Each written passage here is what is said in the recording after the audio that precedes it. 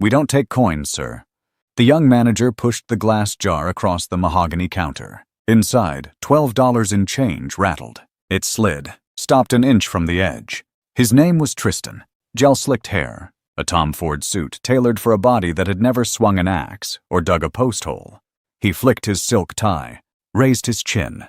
He spoke loud enough for the VIP clients sitting in the Italian leather chairs behind him to hear. "This is a premium wealth management branch. If your balance is under $100,000, use the ATM outside. Do not waste the time of people who actually have money." Silence dropped over the marble lobby, heavy, cold.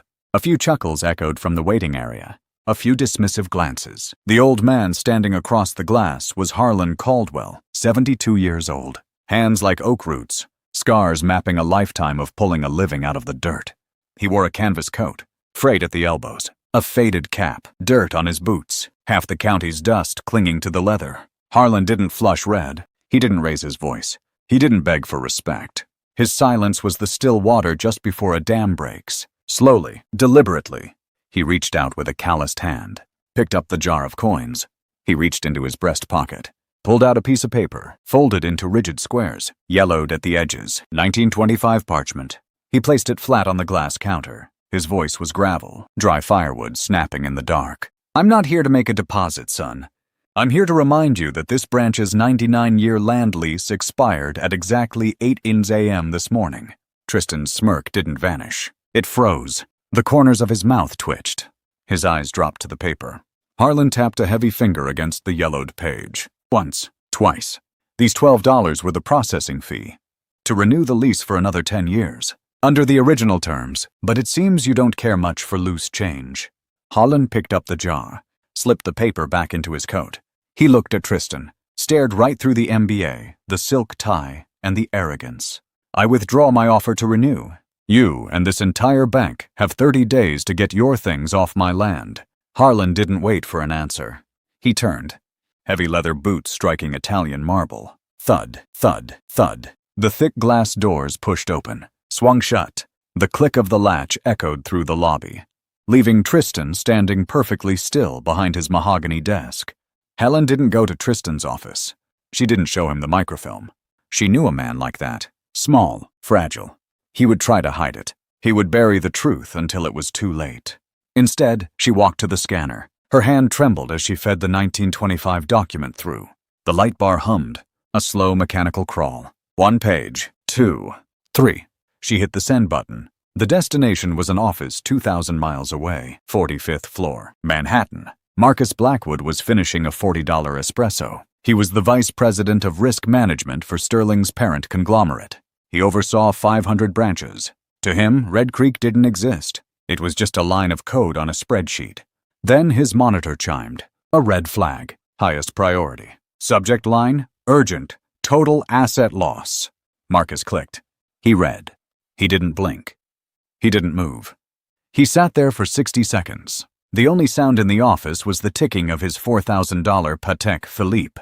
His face went from pale to gray. His fingers gripped the edge of his glass desk. He looked at the numbers. $15.2 million in structure value. $400 million in customer gold and physical bonds, all of it sitting on a patch of dirt they no longer legally occupied. He picked up his phone. He didn't call Tristan. He called the bank's chief counsel.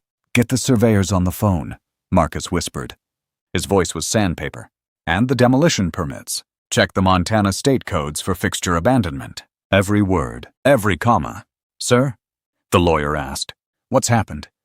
"We've been blindsided," Marcus said, "by a ghost from 1925. A man named Harlan Caldwell just ended our lease. We have 29 days to move $500 million in assets and a 50-ton vault. If we don't, he owns the bank.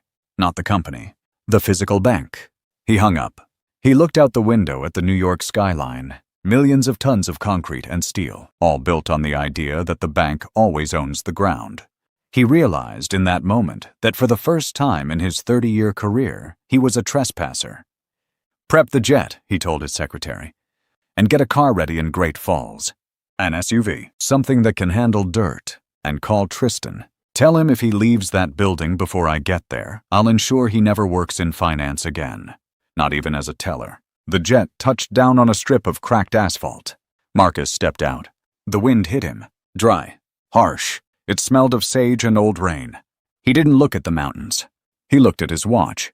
28 days, 14 hours left. The black SUV rolled into Red Creek. It looked like an alien craft in a graveyard of rust. It stopped in front of the bank. Tristan was waiting at the door. He had straightened his tie. He was smiling, a practiced corporate smile. It died the moment Marcus stepped onto the sidewalk. Marcus didn't say hello. He walked past Tristan, into the office. He slammed a folder on the mahogany desk. "Harlan Caldwell," Marcus said. Tristan stammered. "Sir, the old man. I handled it. He's just a squatter. My legal team—" "Your legal team is a group of interns who can't read a map," Marcus interrupted. His voice was a low growl. "You didn't handle him. You handed him our throat. This building is on his dirt. Every minute we stay here, we are trespassing on a man who owns the air we're breathing." Tristan's hands began to shake. He reached for his bourbon. "Put that down," Marcus snapped. "We're going to his farm, now." The drive was 20 miles of washboard road. Dust coated the black paint of the SUV. It choked the air filters. The Caldwell farm was a patch of green in a sea of yellow wheat. A small house, wood-framed, gray from 80 years of sun. Harlan was in the yard. He was splitting wood. Thwack. The axe hit the log, perfectly center. The wood groaned and split. He didn't look up when the SUV pulled in. He didn't stop when the doors opened. Marcus stepped out. His $500 shoes sank into the mud. Tristan stayed behind him, hiding in the shadow of the vice president. Silence, only the sound of the axe. Marcus waited. He was used to boardrooms where the loudest man won. Here, the loudest thing was the wind. Harlan finished a log, stacked it. He wiped the sweat from his forehead with a sleeve. He turned. He looked at them. He didn't speak. He didn't offer them a seat. He just waited. Marcus cleared his throat. He reached for his leather briefcase. "Mr. Caldwell," Marcus said. "I'm Marcus Blackwood, from the head office in New York. I've come a long way. We're here to fix this misunderstanding." Harlan leaned on the handle of his axe. "No misunderstanding," Harlan said. The lease ended at 8. "You're late." Marcus reached into his breast pocket. A gold fountain pen. It caught the sun like a needle. He pulled a check from a leather book. He wrote, a 2, 6 zeros, a $2 million apology. He held it out. The wind flapped the edge of the paper, a small rhythmic snap. "$2 million, Mr. Caldwell," Marcus said. His voice was smooth, professional. "Cash. Tomorrow, we sign a new lease. We keep the building. You keep the money. Everyone wins." Harlan didn't reach for it. He didn't even look at the numbers. He looked at Tristan. The manager flinched.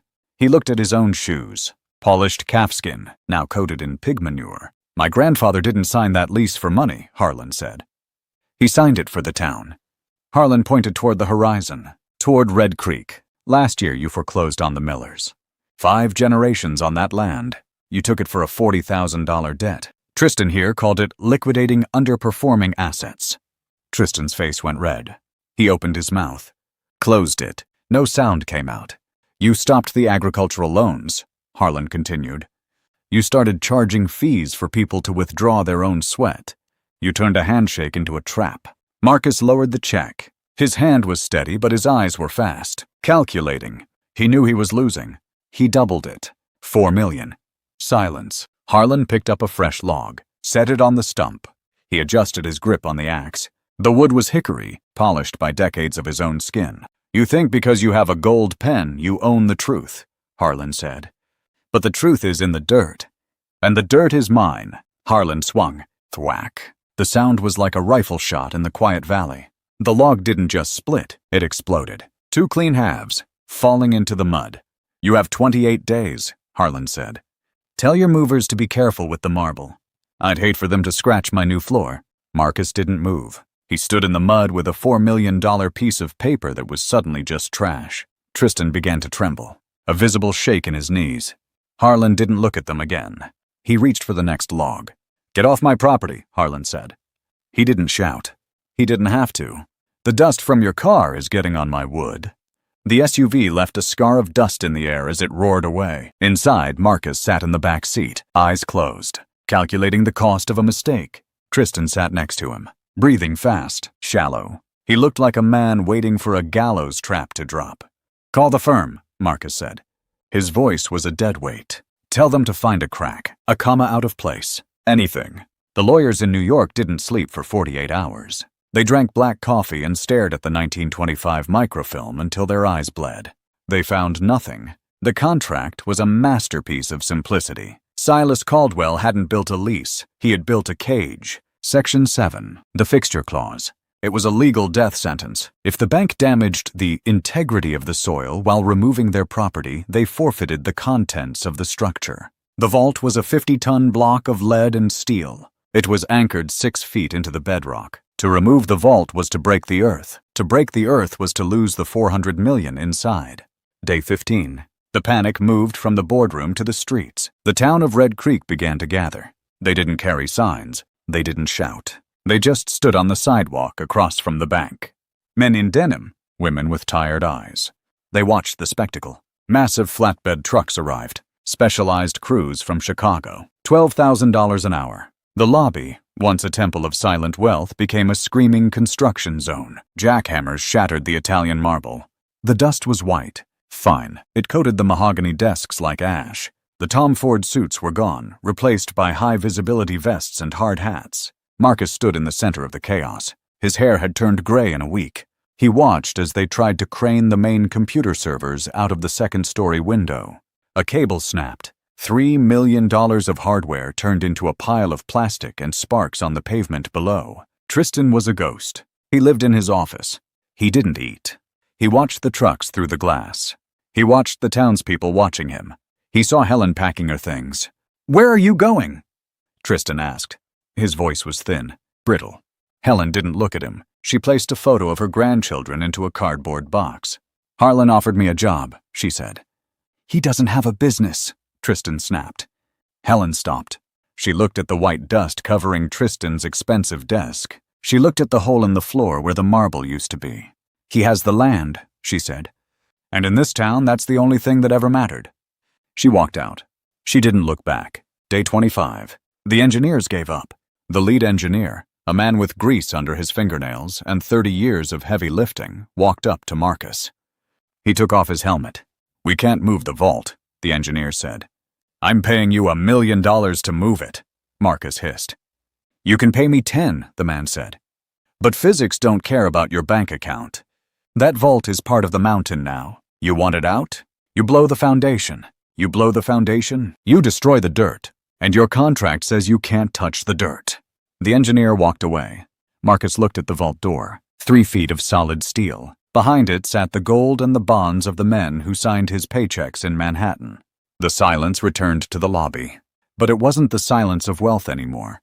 It was the silence of a tomb. Day 29.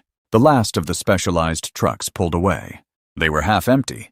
They carried desks, chairs, a few filing cabinets. But the bones of the bank remained. The marble was gone, leaving raw, jagged concrete. The light fixtures were ripped out, wires hanging from the ceiling like dead vines. Marcus stood in the center of the hollowed lobby. His breath hitched in the cold air. The heating system had been disconnected at noon. Tristan sat on the floor, his back against the steel door of the vault. His Tom Ford suit was ruined, stained with white plaster dust. He looked like a statue in a tomb. "We have to leave," Marcus said. Tristan didn't move. He stared at the hole in the ceiling. $400 million, Tristan whispered. "It's right behind me. We have the codes. We have the keys. But we don't have the earth. If we are here at 8:01, Marcus said, we are trespassing. Criminal charges. The board in New York will use us as a tax write-off. Get up." Tristan didn't get up. Marcus grabbed him by the collar, dragged him toward the exit. Day 30, 7:55 a.m. The town of Red Creek was there. 200 people, standing in the snow. They didn't speak. No cheers, no taunts, just a wall of denim and wool. Harlan's Ford truck rattled down the main street. The muffler was shot. It sounded like a tank. He parked it directly in front of the glass doors. Harlan stepped out. He didn't have a lawyer. He didn't have a sheriff. He had a thermos of black coffee and a heavy ring of iron keys. He walked to the door. Marcus stood on the sidewalk. He looked older than the building. He held out a single digital key card. "The vault is locked," Marcus said. "The assets are still inside. We will return with a federal court order to retrieve—" "No," Harlan said. He didn't look at the key card. He looked at the sun hitting the mountains. "Section 9, Harlan said. Abandonment of property. You had 30 days. You spent them arguing. My grandfather wrote that clause for men like you, men who think time is something you can buy. Harlan took the key card. He snapped it. 2 pieces of plastic fell into the slush. 8 LM. You're trespassing, Harlan said. Marcus looked at the crowd. He looked at the rusted truck. He looked at the man who had just dismantled a billion-dollar empire with $12 in coins. Marcus turned. He walked to the waiting SUV. He didn't look back. Tristan followed, stumbling, a man whose world had ended at the strike of a clock. Harlan turned to the crowd. He didn't give a speech. He didn't raise his fist. "Helen!" Harlan called out. Helen stepped forward from the crowd. She was wearing a heavy coat. She held a clipboard. "Open the doors," Harlan said. "We have work to do." The heavy glass doors creaked. Harlan stepped into the wreckage. White dust covered the floor. It looked like snow, but it didn't melt. He walked through the lobby. The ghost of Tristan's arrogance hung in the air like stale smoke. Harlan's boots left dark prints on the white concrete. The mahogany was gone. The marble was gone. Only the bones remained. Helen followed him. Her clipboard was ready. She didn't look at the ruin. She looked at Harlan. "The vault, Harlan," she said. Her voice echoed. It sounded small in the empty space. "The 400 million. The state lawyers called. They're terrified. They say if you touch a single bond, it's a federal crime. But if you don't return them, it's a civil nightmare." Harlan stopped in front of the steel mountain. The vault door. It was cold. 50 tons of defiance. "I don't want their paper," Harlan said. He looked down. At the hole in the floor, the jackhammers had exposed the bedrock. Dark Montana granite, the earth Silas Caldwell had bought in 1925. "I want the town back," Harlan said. He turned to Helen. "Tell the state they can have their gold. Every ounce, on one condition. They audit every loan Sterling Trust issued in this county for the last decade. Every foreclosure, every hidden fee. They find the families Tristan liquidated. They give them back their dignity, plus 6% interest." Helen smiled. It wasn't a corporate smile. It was a slow, steady burn. "I'll make the call." In New York, the Sterling Trust Board didn't fight. They couldn't. The story was a wildfire. The farmer who evicted the bank. It was on every screen from London to Tokyo. Their stock dropped 18% in 48 hours. The CEO resigned. Marcus Blackwood didn't get a golden parachute. He was the fall guy. He left the 45th floor with a cardboard box and a legal bill that would take 3 lifetimes to pay. He sat at a bus stop in the rain. His $500 shoes were soaked. The leather was ruined. Tristan vanished. Some say he's in Idaho. Some say Vegas. Last month, a trucker saw a man who looked like him, selling used tires by the side of the road. He was wearing a polyester shirt. It was missing 2 buttons. He didn't look at the cars as they passed. He only looked at the dirt. 6 months later, Red Creek, the bank building was still there, but the Sterling sign was in a scrapyard. In its place was a wooden board, hand-carved. The Red Creek Agricultural Trust. No Italian marble, just local cedar. No bulletproof glass, just open windows and the smell of the plains. Helen sat at the main desk. She didn't wear a Tom Ford suit. She wore a wool sweater and a smile that reached her eyes. Harlan Caldwell was back on his porch. The sun was a red coin on the horizon. The wheat was high, a sea of gold that didn't need a vault. His Ford truck sat in the yard. Same rust, same dent in the fender. He reached into his pocket. He pulled out a small glass jar. $12. 12 silver coins. He poured them into his hand. They were heavy. They were cold. They were the only currency that ever mattered. He didn't spend them. He walked to the edge of his field. He knelt. He pushed the coins deep into the black soil, one by one. He stood up. He wiped the dirt from his hands onto his canvas coat. Silence. The wind moved through the wheat. A soft, rhythmic hiss, like the earth was breathing. Harlan tipped his hat to the empty road. He walked back to his house. The bank was gone. The suits were gone. The land remained, and the land always keeps its word.